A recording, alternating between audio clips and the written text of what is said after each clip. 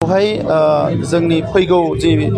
उफ्रा बिसायख'थि बाइ इलेक्शन सिडलियाव जानो गोनां बेखौ लानानै बिजेपिनि आरो इउपिपिएलनि आरो एजिपिनि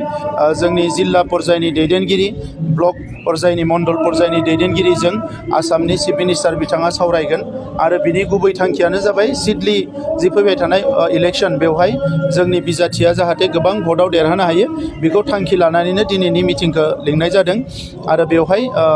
वर्कार्सफोरजों इन्टारेक्शन खालामनायजों लोगोसे मानगोनां चिफ मिनिस्टार बिथाङा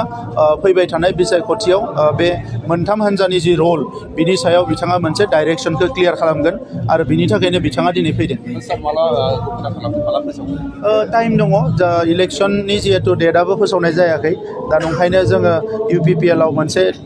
साब्रैनि कमिटि दाना होदों बे कमिटिया बेखौ डिसाइड खालामगोन जे बिजाथिखौ माला फोसावगोन। बे जोंनि कमिटिया माने जेब्ला फाइनाल खालामगोन अब्ला जोंनि कमिटिनि फारसेनिफ्रायनो बेवहाय प्रेस मिट खुंनाय जागोन।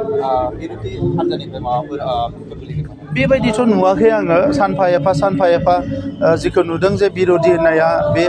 जायखौ अपोजिशन होननानै बुङो बियो दुरबलनिफ्राय दुरबल जालांदों दा नंखायनो फैबाय थानाय समाव माबायदि जागोन बेखौ समा खोन्थागोन नाथाय दानि नैबे बिसायख'थियाव जिहेतु बियो बाइ इलेक्शन बेवहाय सोरबा अपोजिशननि बिराद स्ट्रं रल थागोन बेखौ आं नुवाखै।